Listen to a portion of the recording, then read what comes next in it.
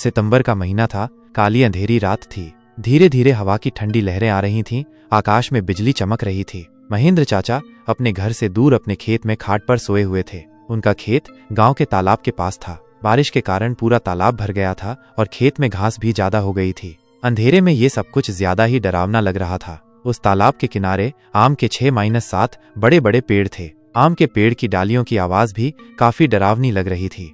अचानक खेत में बंधी हुई भैंसों ने चिल्लाना शुरू कर दिया। महेंद्र चाचा को समझ नहीं आ रहा था कि आखिर ये भैंसें ऐसा क्यों कर रही हैं। उन्हें लगा कि शायद ठंड के कारण भैंसें ऐसा कर रही होंगी। इसीलिए महेंद्र चाचा ने खेत में चिमनी जलाई। चिमनी के उजाले में महेंद्र चाचा की नजर उनके खाट पर पड़ी। उन्होंने देखा कि एक स्त्री उनकी खाट पर बैठी है। यह देखकर उनका शरीर डर के मारे कांपने लगा। उसी वक्त आकाश में बिजली का तेज झटका हुआ। वैसे तो महेंद्र चाचा बहादुर थे, लेकिन आज उन्हें भी थोड़ा डर लग रहा था। उसी वक्त उन्होंने आग में सूखी घास डाली और आग को और भड़काया। इसकी वजह से वो औरत ठीक से दिखाई दे रही थी।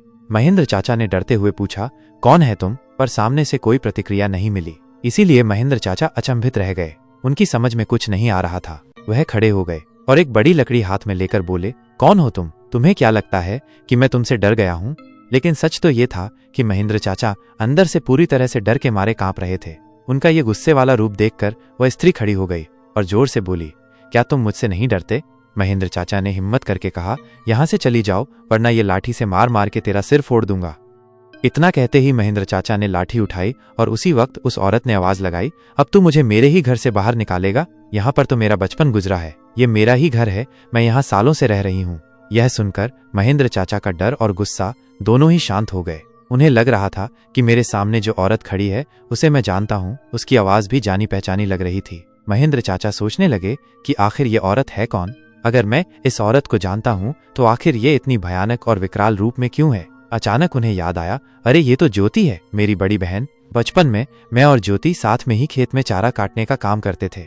अब महेंद्र चाचा को पूरी बात समझ में आ गई। ये ज्योति के बचपन की बात है। जब ज्योति 14 साल की थी तब इसी खेत में गांव के कुछ बच्चों के साथ खेल रही थी। दूसरे बच्चों की तरह ज्योति भी पेड़ पर चढ़कर एक डाल से दूसरी डाल पर छलांग लगा रही थी। अचानक ज्योति जिस डाल पर बैठी थी वो डाल टूट गई और ज्योति मुंह के बल नीचे गिर गई। ये देखकर सारे बच्चे डर के मारे चिल्लाने लगे।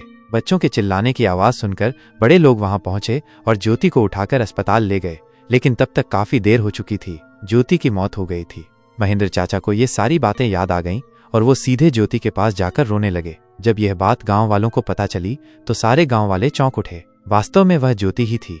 गांव के एक बड़े बुजुर्ग ने कहा, जब ज्योति की मौत हुई थी तब वह एक बच्ची थी, इसीलिए उसे बालक समझकर दफनाया गया था। लेकिन वास्तव में उसका अंतिम संस्कार करने की जरूरत थी। इसीलिए ज्योति की आत्मा आज तक भटक रही थी। महेंद्र चाचा ने तुरंत ही ज्योति को जहां दफनाया गया था वहां से उसे निकाला। किसी की भी हिम्मत नहीं हो रही थी कि कोई उसके पास जा सके। उसी वक्त ज्योति की आत्मा ने गांव वालों के सामने आकर कहा, हाँ, आपकी बात सही है।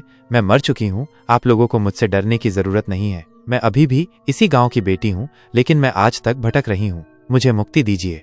बाद में महेंद्र चाचा ने ज्योति के शव का अग्नि संस्कार किया और उसकी आत्मा को शांति दिलाई।